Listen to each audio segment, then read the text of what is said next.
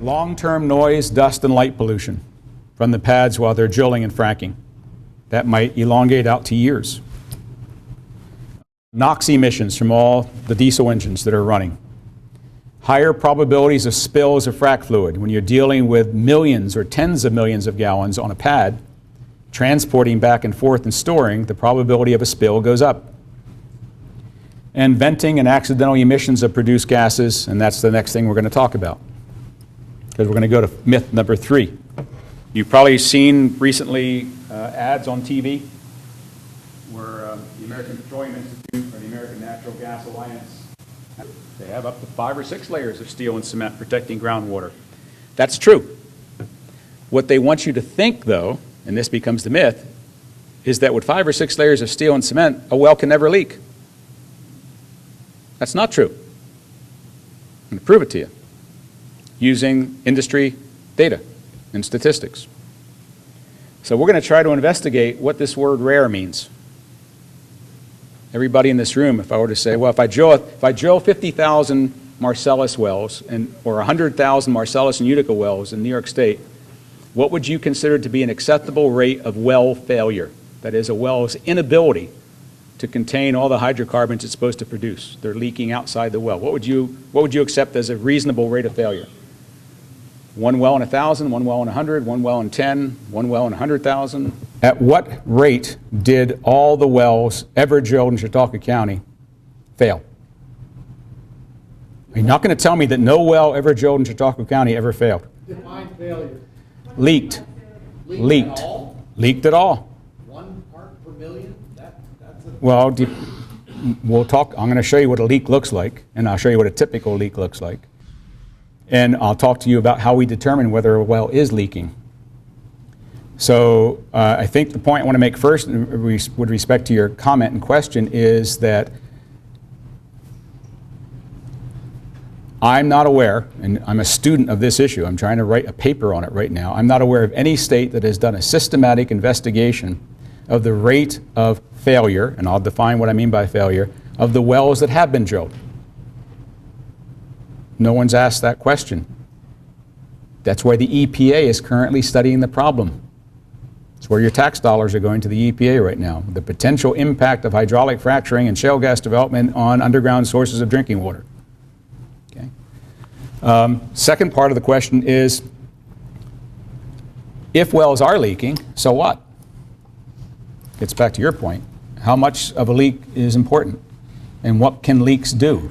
Why should we worry about leaky wells? It would be an important tangent for me to tell you the number of cases I've been involved in the last 4 years in Pennsylvania and in Texas, in which anecdotal information like yours was readily available.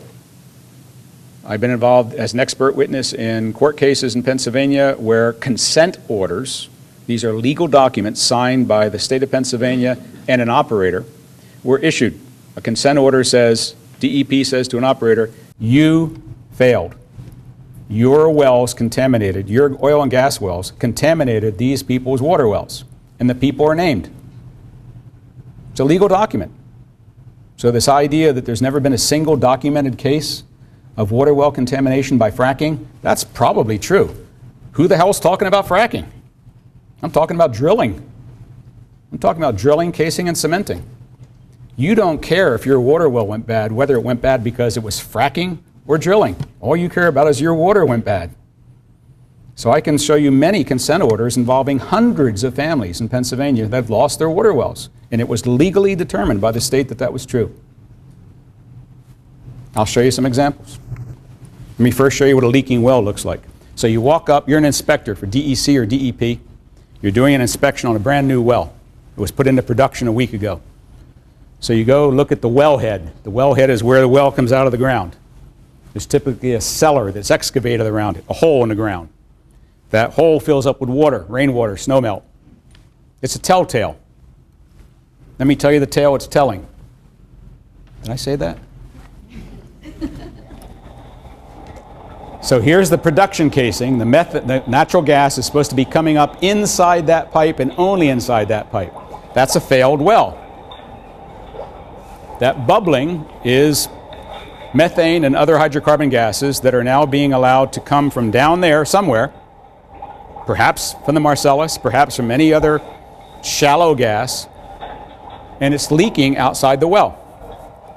Two things can be going on right now. So I asked, so what? What if wells leak? One thing for sure is that methane is getting into the atmosphere. And if they don't repair that well, or if they can't repair the well, that well will continue to leak until the gas is exhausted. That might be years.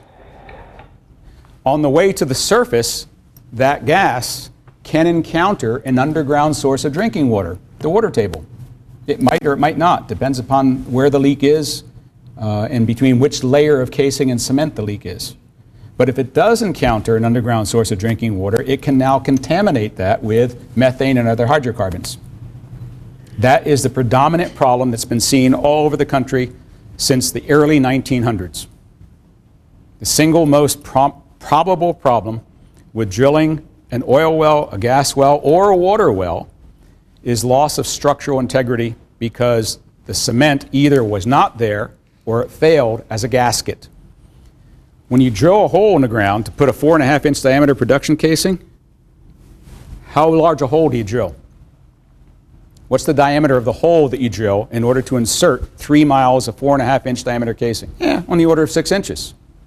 The hole has to be bigger than the casing. Now think about this. I should draw it. Here we go.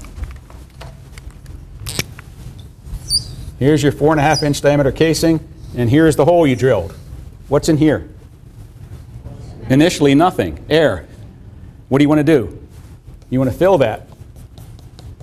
That's what cement does. The cement's the gasket. And I think you'd agree that if you had a choice, you wouldn't use cement as a gasket. What do I mean by cement? Type 3 Portland cement. Anybody know what that is? High early strength Portland cement plus water, plus 2 additives at least. One is an additive that decreases shrinking. The other is an additive that decreases the stiffness of the cement because you want the cement not to be so stiff so it can move around without cracking. And another additive that decreases the permeability of the cement so if gas starts to migrate through it, it migrates slower. That's what's used. It's what's been used for 50 years. Every year, Halliburton and Schlumberger come out with a new version of cement that leaks less, cracks less, shrinks less. Good.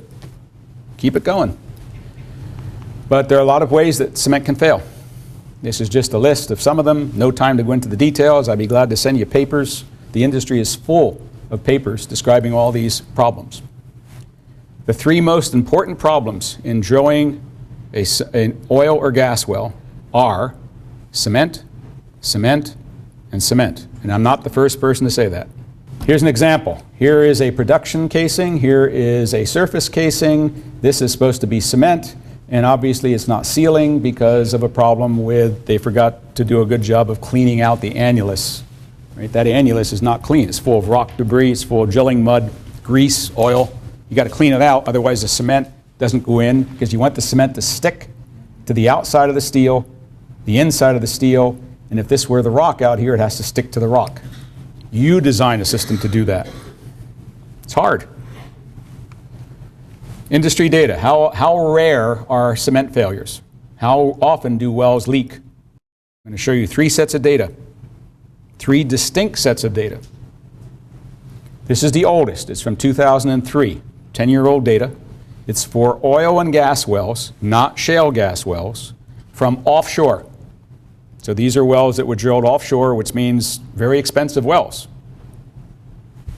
This is the age of the well, and this is the percentage of the well at each age that leaks.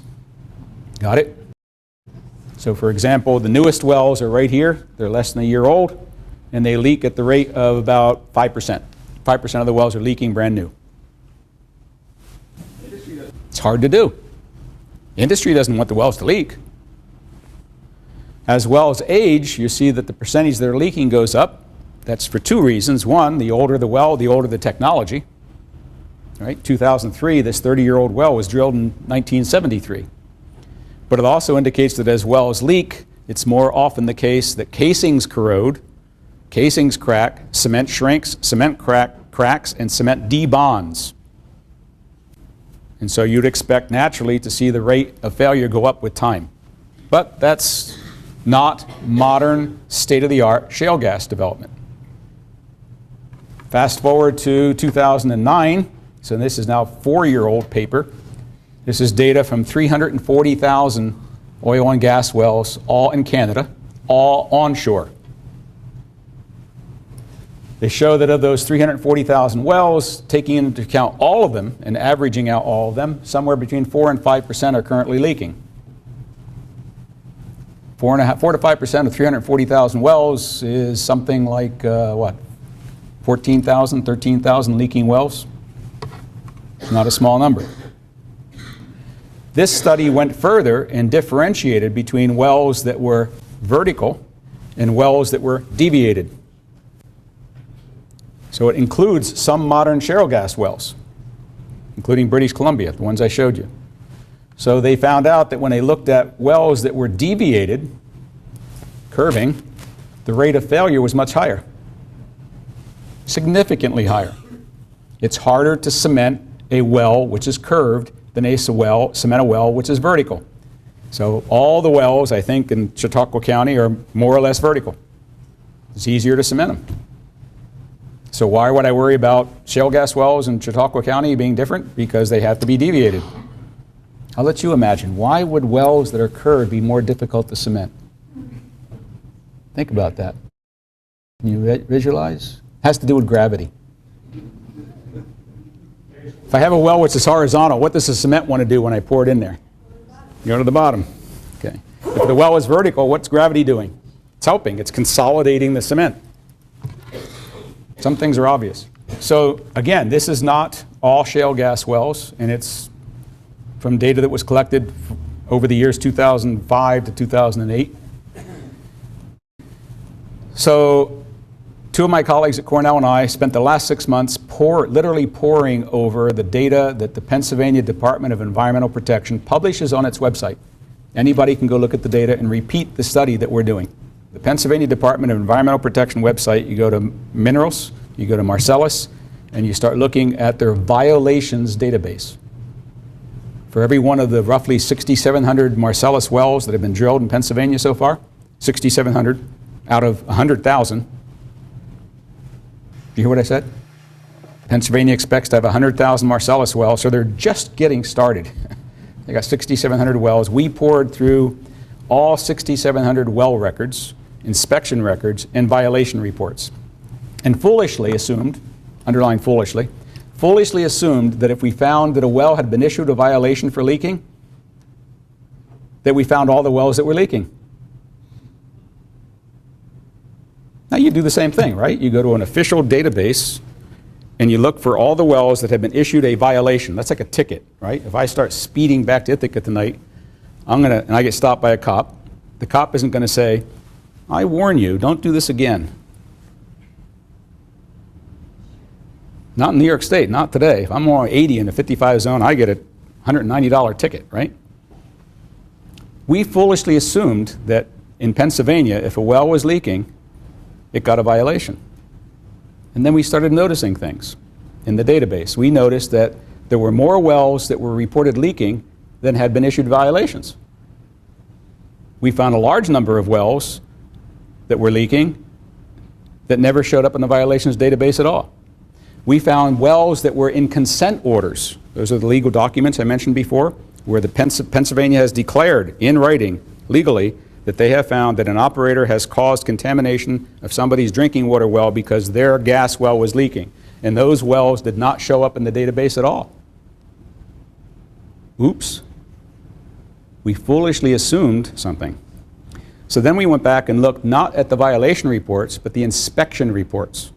Inspector goes to a well, has to write a report. What did I see? What did I sense? Put a sniffer at the wellhead, no gas. Look, no bubbles. Well's fine, right? Yes or no? Not necessarily. A well can leak, but not show any leakage at the wellhead. That's called gas migration. A well can be leaking from 1,000 feet down, 2,000 feet down, 3,000 feet down, and that methane or other gases can be migrating, and I'll show you videos of that. So foolishly, we made some assumptions, and we then updated our study, and we're writing a paper on this right now, but I'll tell you that in 2010, we found that there was a 6% rate of failure. Failure defined as an inspector went to a well and either detected through a sniffer or saw with his or her eyes that the well was leaking. It might have been 1 or 2 bubbles per second. It might have been roiling, but it was leaking. 2011, the rate of failure went up to 7%. 2012, the rate went up to 9%. Those numbers are similar to what was in the literature, and they don't show that the industry is improving. All right, you do the math. I don't think the DEC has not, in its economic analysis of shale gas development, used this data. I gave this data to Joe Martens, handed it to him, literally, sitting in his office. I said, here, Joe, why isn't this data in your SGEIS? His answer, well, it wasn't him, one of his associates sitting next to him said, Professor Ingraffea, you're assuming that just because a well got a violation that it was leaking. Excuse me, I can understand where if a well is leaking, it doesn't get a violation, but now you're asking me to accept that if a well is given a violation for leaking, it's not necessarily leaking. All right, so Joe Martens has the data. We'll see if it shows up in the next version of the SGEIS. Because if this data holds true, if the operators currently in Pennsylvania are having well failures at the rate of 8%, why should we expect it to be any different in New York? It's the same operators, same drill rigs, same fracking rigs, same technology, same casing, same cement. That's infancy failure rate. It climbs. So let me show you another video that proves that it's possible that a well cannot be leaking at the wellhead, but be leaking. And I've got a bunch of videos like this. Nice trout stream, huh?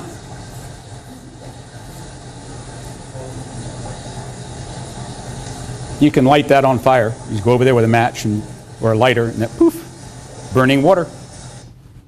The nearest gas well is 2,000 feet away.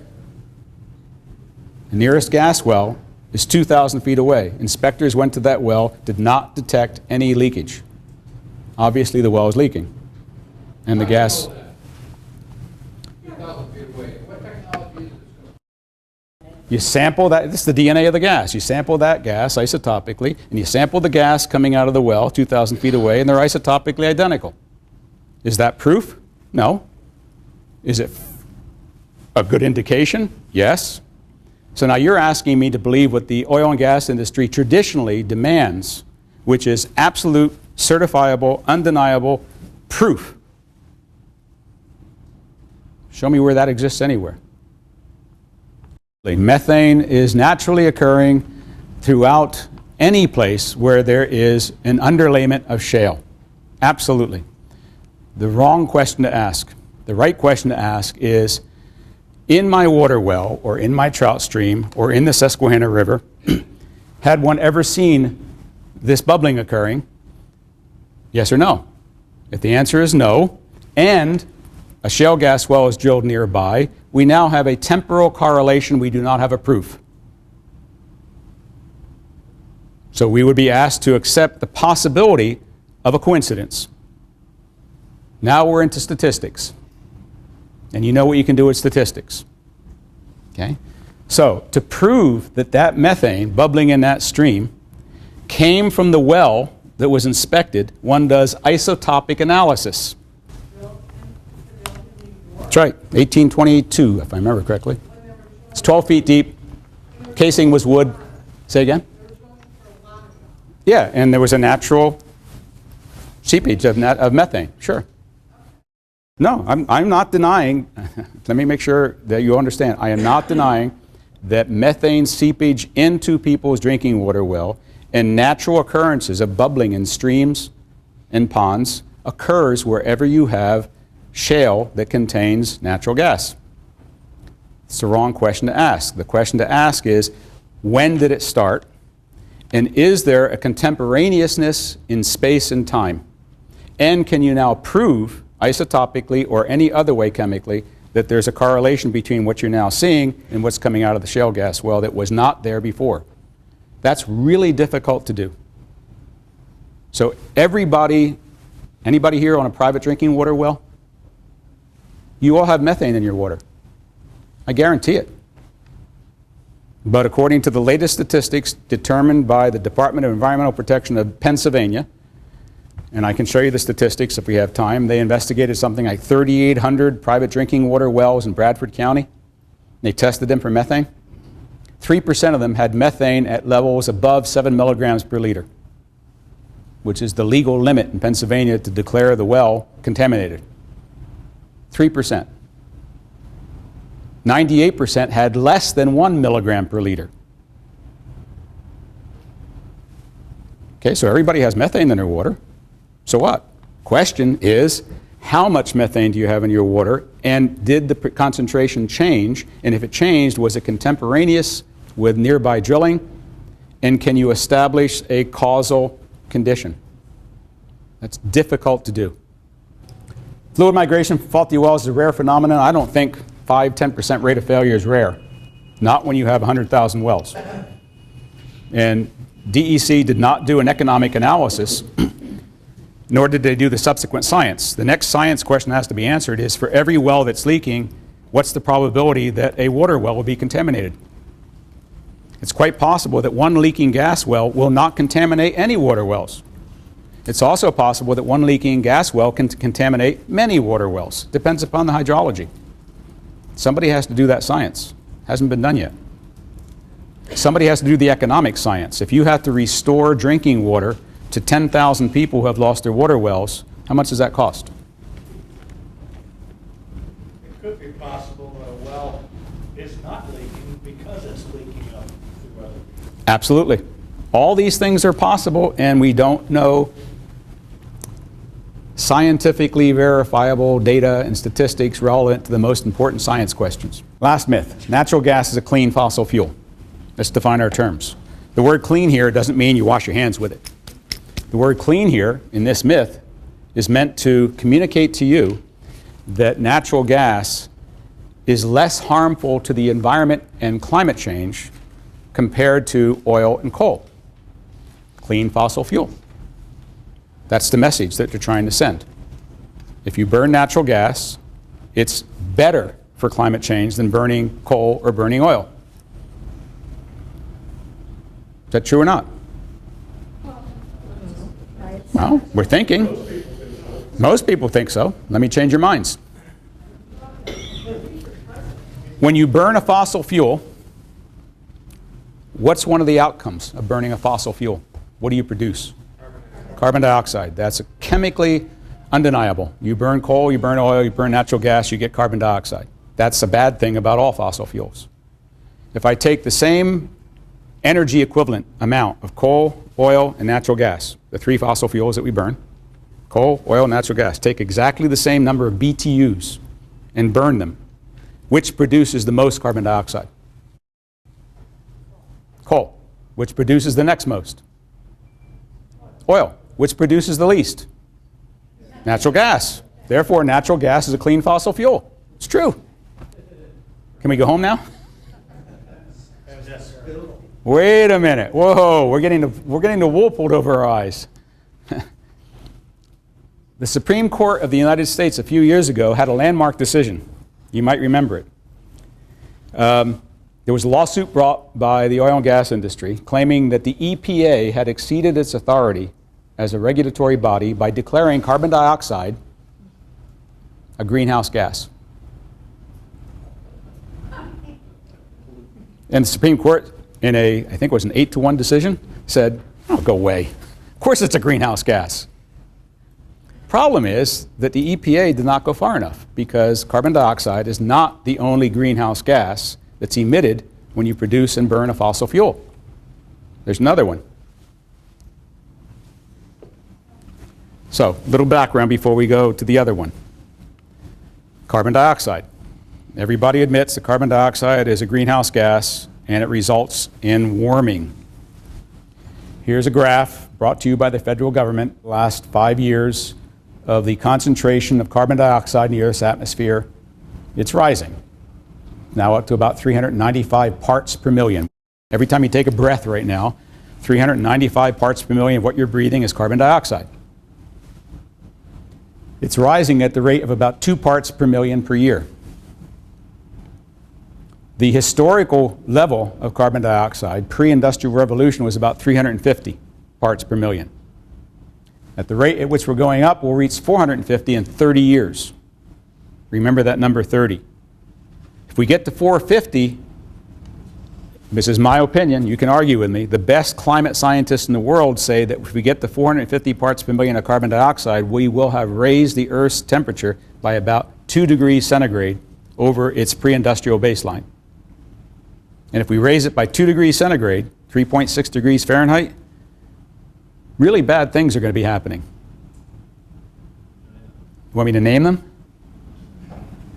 Greenland ice cap, maybe gone. Polar ice cap, going, gone. Melting of permafrost, increasing the temperature of the average temperature of the ocean, which decreases its ability to store carbon dioxide. More intense and more frequent intense storms. Those are all the things that climate scientists are saying will happen. Some say they're already happening. Up to you to decide. So that's carbon dioxide. Here's something you probably don't know. This is the historical record of methane concentration in the atmosphere. Here's the beginning of the Industrial Revolution, and you'll notice that starting with the Industrial Revolution, the concentration of methane since then has about doubled. Who cares about methane? Let's go to the more recent record. Here's the last, 15 years, 16 years. Methane concentration continues to rise. We're about 2 parts per million. Every breath you take in this room right now, you're breathing in methane. 2 parts per million. That's the natural background level on the surface of the Earth right now. The problem with methane is this. It's a much more potent greenhouse gas than carbon dioxide. Interpretation. Take a molecule of carbon dioxide, CO2, a molecule of methane, CH4. Which has the larger potential for heating in the atmosphere? The answer is methane. By how much? Depends upon how long you're willing to wait. If you say over 100 years, how much more heating would have occurred because of 1 molecule of methane compared to 1 molecule of carbon dioxide, the answer is about 33 times more. If you're asking the question, say, over the next 20 years, how much more heat is trapped by a methane molecule than a carbon dioxide molecule, the answer is about 100. Ooh. That means that a very small amount of methane, unburned, hasn't been turned into carbon dioxide and water. It's unburned. If it gets into the atmosphere, it has much more heating effect in the short term and in the long term than carbon dioxide. Put another way, if I take a gas well, whether it's a shale gas well or a conventional well, and during the life cycle of a methane molecule that's produced from that well, remember it comes up the well, goes into a gathering line, goes into a compressor station, goes into a processing station, goes into a storage facility, goes into a transmission pipeline, goes into city gate. From city gate goes into distribution lines, and from there it goes into your home to boil water or heat your house. That's the life cycle. If 1% of the gas produced from a well leaks, that's the same thing as if we burned it twice over a 20-year period. So now you got to ask, is natural gas a cleaner fossil fuel? Well, that takes a lot of investigation. And the investigation started, well, let me back up. Let me show you where the leaks occur first. During drilling, during frac fluid flowback, leaks at the well site, during liquid unloading, gas processing, transmission, there are leaks. The question is, how much is leaking? Nobody asked the question until 2011. So let me show you where some... Quantify how much of the gas was leaking? You said how many wells were leaking. Did you say, because you just said 1% leakage. Yeah. If 1% of the gas produced from any well over the lifetime of that well finds its way into the atmosphere without being burned. And so in your experience, how many wells have a leakage of that? I'm about to tell you. That's the question. All right, so let me show you where some of the leaks are. First, we're going to go what industry calls upstream. Upstream means on the pad. Okay, midstream means from the pad to where it goes into a transmission line. Downstream means from transmission line to your home. Got it? That's industry definitions. So let's go to a pad. We're going to go to Dimmock, Pennsylvania. We're going to go to a pad that's experiencing flowback. Well has been drilled, well has been fracked, fluid is flowing back. As the flowback fluid comes up the well, gas comes up with it. That was the whole idea, get the gas out of the well. 3 things you can do with the gas during flowback. You can capture it and send it into a pipeline, which would be the preferred thing to do because it's product. But if you don't have a pipeline, you can't do that. And to have a pipeline in place for every well means you had to build the pipeline, which costs money. Second thing you can do is flare it. You separate it from the fluid, put it in the flare stack, and you burn it. That's not good. You're wasting product. You're lighting up the night. Sounds like a jet engine. It's our children's and our grandchildren's inheritance that we're burning, by the way. You can't make more natural gas on a human time scale. And you're burning it, which means you're creating carbon dioxide on the pad. Third thing you can do is vent it. Doesn't go into a pipeline, doesn't get flared, you just let it go into the air. So let me show you what a venting looks like. Regular photograph, I'm showing you this piece of equipment because I'm going to use it for scale in the video I'm going to show you. I'm going to show you a video, and when you get to the end of the video, you're going to see this piece of equipment come back in. This is water vapor coming up from the frac fluid. It's 250 degrees down there, so the stuff that comes up is hot. I'm going to show you a video that's in false color using forward-looking infrared FLIR. It's a camera that uses FLIR technology to detect very small temperature differences between constituents. In this case, small temperature differences between methane and other constituents in air. So anything you see here which is yellow is methane.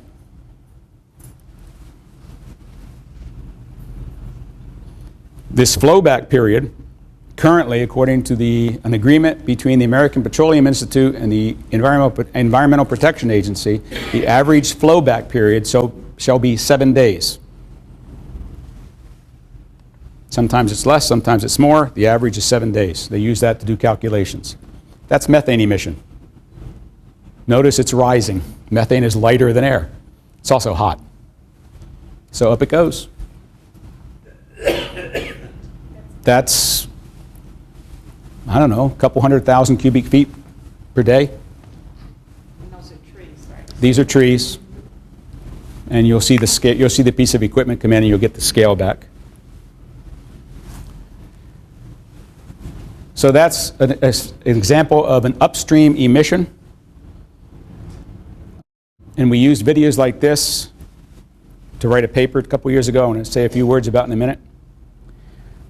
Let's go to a paper that we wrote at Cornell 2 years ago, in which we did an estimate, not a measurement. Ours was the first paper that asked the question, how much methane is leaking from a well over its lifetime and over the life cycle? Given the lifetime of a well and the life cycle of the gas that comes out of that well, how much is actually getting out without being burned? We asked the question. The only answer we could use was estimation because no one had made the measurements. So we made an upper bound estimate and a lower bound estimate. We think the answer is somewhere in between. Since then, people have actually gone out and started to measure. Thank God, that's what we suggested in our paper. We were pilloried by the industry for suggesting it. The industry said, we know how much is leaking. None. No, that's not quite right. The one industry paper that appeared in the peer-reviewed literature said 0.1% of all the gas produced by a well in its lifetime over the life cycle is leaking. 0.1%. So, okay, people are now going out and actually making measurements. So here are upstream and midstream. This means at the well site and before the gas gets into a pipeline. 2 papers in the last 6 months, one out of Utah, one out of Colorado, both done by your federal government, NOAA. Up to 9% of production in Utah, between 2.3 and 7% of total production in Colorado. That doesn't include pipeline leakage. Pipeline leakage can occur in a transmission pipeline. Those are the large diameter pipelines that transmit gas interstate long distances at high pressure.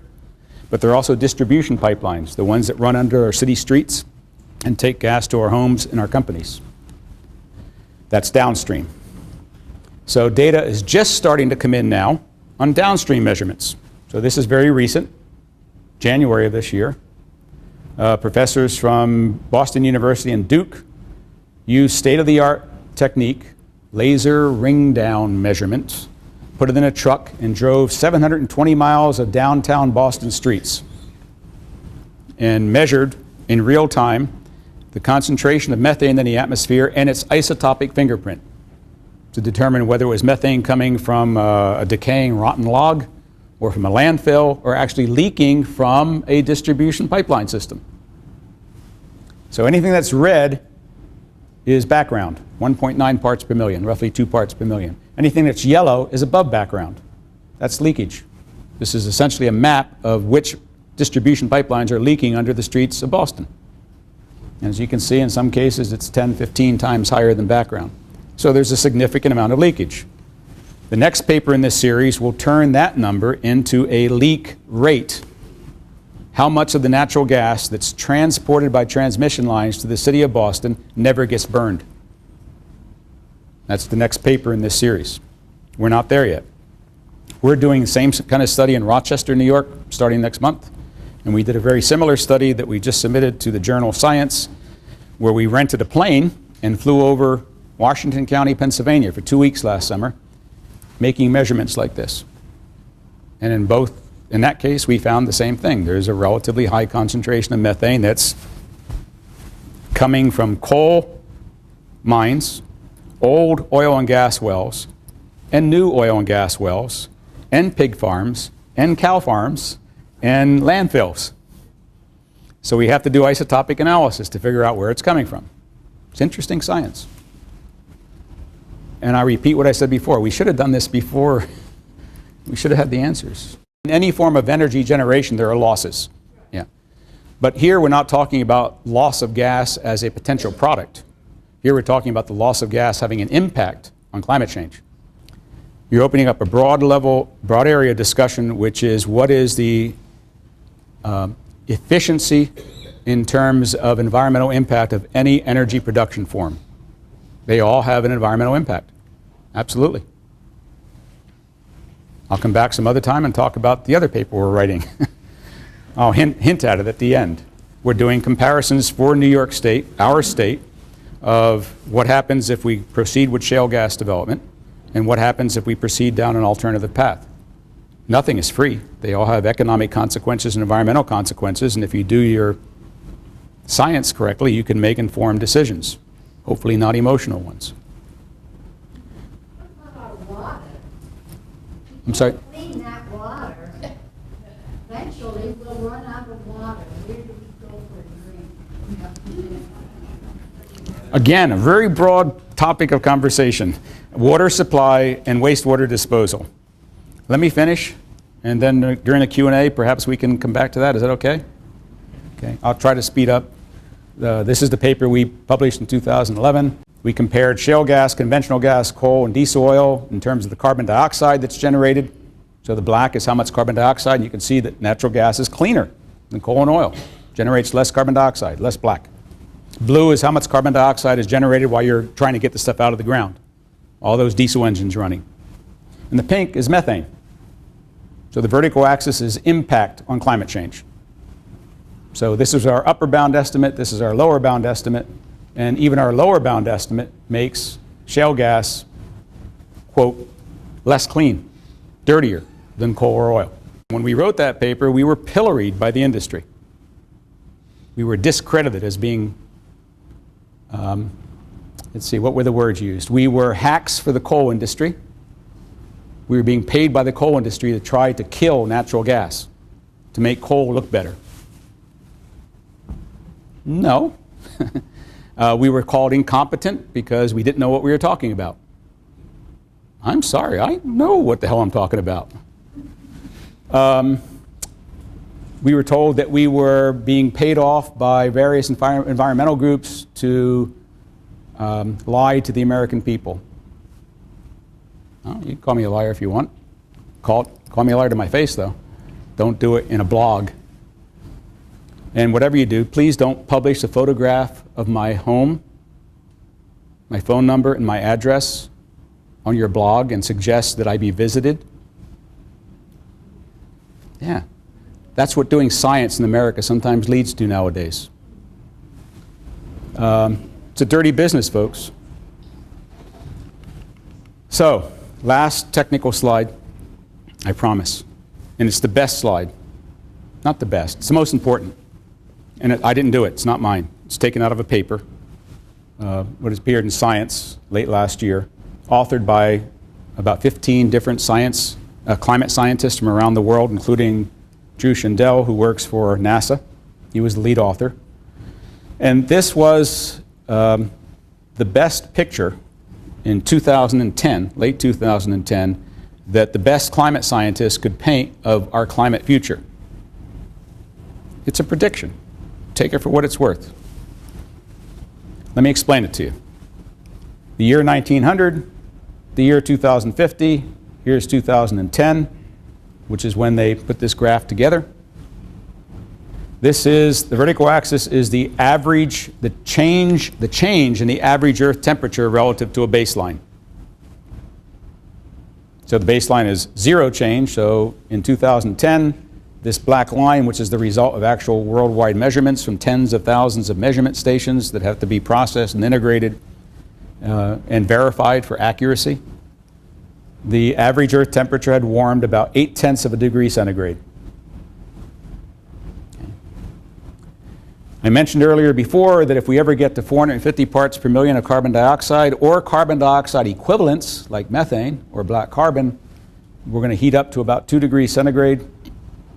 And according to the computer models, these solid lines are computer models. They're predictions, simulations based on computation.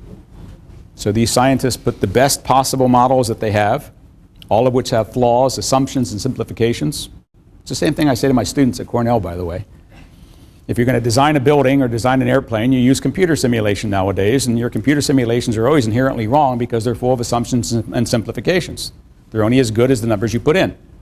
So there's always going to be an error. So you have to estimate the error. So each one of these solid lines is the prediction from a computer program run thousands of times in what's called Monte Carlo simulation. And they determined, therefore, that they could be wrong by this much. This purple line could be all the way up here, or it could be all the way down here, but it's someplace in between.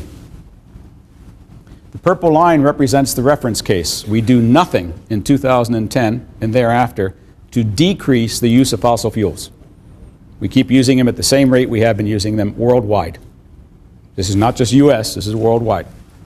Computer model says we get to the yellow warning zone in about 2030, 2035. We get into the red zone in 2042. That's fewer than 30 years from now. We don't have 100 years to play around with this stuff. But the computer model could be wrong. We could be getting here, in which case we don't get to the warning zone until about 2080, or it could be here, in which case we got to the red zone in about 2030. Let's suppose in 2010, all the world leaders got together and said, let's start decreasing the amount of carbon dioxide we're putting into the atmosphere by, as quickly as possible, but certainly not overnight, as quickly as possible, reducing the use of fossil fuels, because when you burn them, you produce carbon dioxide. That's the red curve. Nothing different. You still wind up getting into the yellow just about the same time. You delay by about a year or two getting into the red. Why?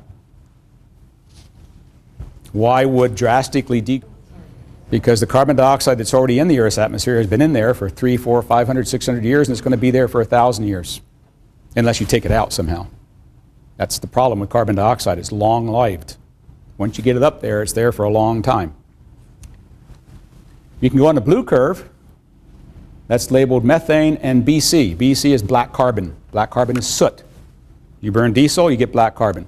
You burn dung to cook on or heat in India or China, wherever you burn dung, you get soot.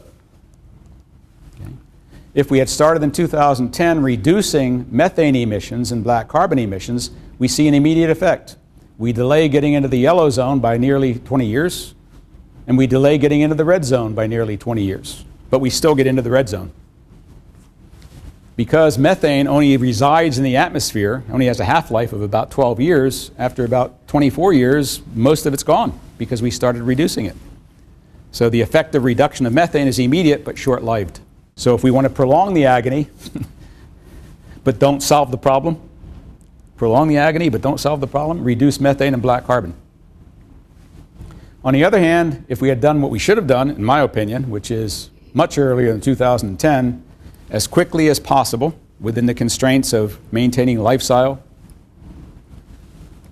reduced carbon dioxide and methane and black carbon, the computer models say that we never get into the red. We get into the yellow, but maybe we get into the red if the model's wrong, but maybe we never even get into the yellow if the model is here. Maybe that blue curve does this. We get up to about 1.4 degrees centigrade, but we avoid all the worst consequences. The reason I'm showing you this is that it's important to keep methane out of the atmosphere, and unfortunately there's a lot of methane put into the atmosphere when we develop fossil fuels, especially gas and especially shale gas, because it's big. So, health impact, exacerbation of global climate change, reaching a possible tipping point within 20 to 30 years, not 100 years. President Obama says we have 100 years of natural gas in the US. If we don't start exporting it. And if we don't export it, we might not get to use the last 70 years of it. So, my conclusion, it's not a technical slide, it's a political advertisement. If you want to assure a country of energy independence, you have that country use only energy that it owns, and which has an infinite supply. That's true energy independence. If you want to give a country energy security, you give it energy it doesn't have to fight for. What sources of energy, hint, hint, do we have infinite supplies of, which we all own and which we don't have to fight for? There they are, wind, sun, and water. What's the fuel cost for wind, sun, and water? There are production costs, distribution costs, of course. No energy is free. But if we, going forward, this is an absolute economic fact. As the supply of fossil fuels goes down, and as the world's energy demand goes up, the cost of fossil fuels will go up. So your energy bills will, okay? If the cost of the fuel is zero, there's at least a hope that your energy bills won't go up as much. So from an economic point of view, from an energy independence point of view, from an energy security point of view, the right thing to do has been obvious for a long time. Do we have the technology to do it? Absolutely.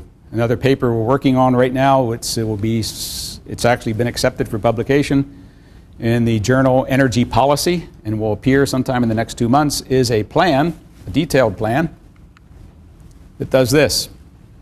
It's a plan for New York State by 2030 to have all-purpose energy, electricity, transportation, heating, cooling, and industry be nearly fossil fuel free by 2030. It's technologically possible. To do it, that's what you have to build. Now take a deep breath. Professor Ingraffea, are you kidding? We got to build 4,025 megawatt turbines onshore? Like the ones that I just drove by out here, the 250-foot diameter, 5 megawatt jobs.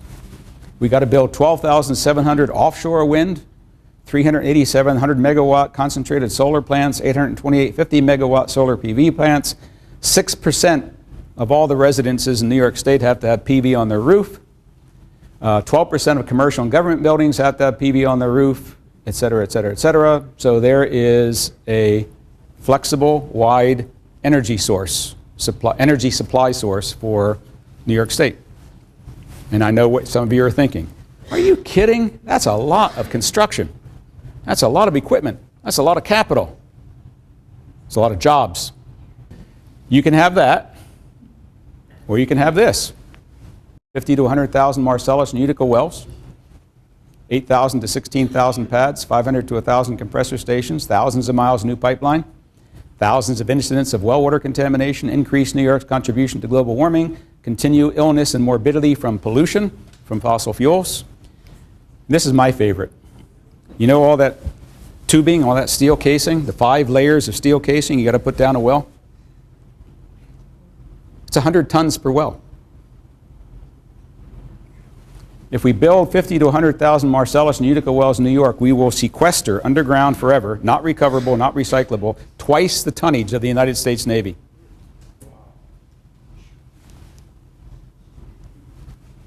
And you can imagine the amount of energy that takes to build, construct, transport, and in place all that steel. So there are your choices. It comes down to do it that way, which is the traditional fossil fuel way, and that will get us another 20 or 30 years, and then we run out of natural gas. And that's all sunk cost. Or you can do it that way, and that's renewable. Pros and cons to both.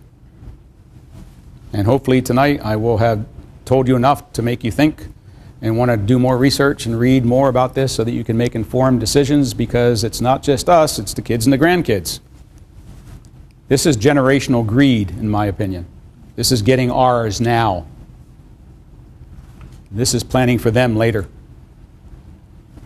So with that, my final quote, and thank you very much for your attention, and I hope we have time for questions.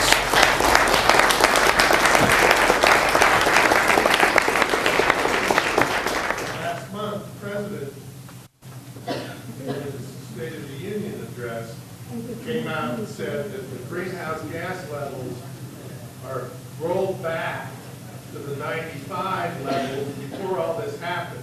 How could both be true? Let me tell you how it can be true.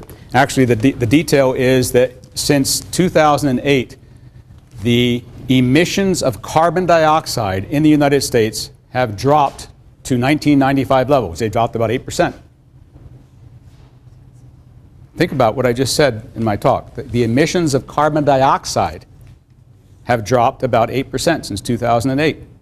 First question is why? The oil and gas industry says because we converted a lot of our coal-fired electricity plants to natural gas. Part of it is true. The other reason is, since 2008, the amount of energy produced in the United States has been going down. So we're producing less energy, there's less carbon dioxide. No. Worldwide, yes. U.S. down. Domestic energy production is increasing. No. No.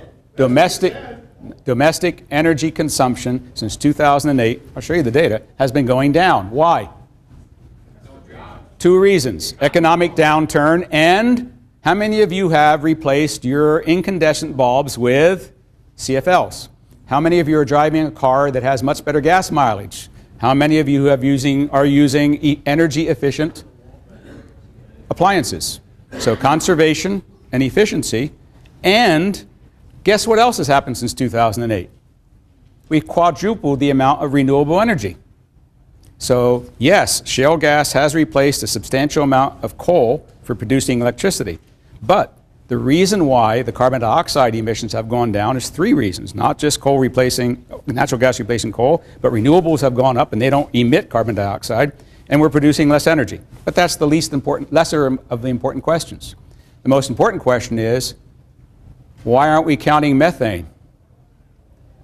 The President didn't say that the United States contribution to climate change has decreased. It hasn't. It's gone up because methane emissions have gone up.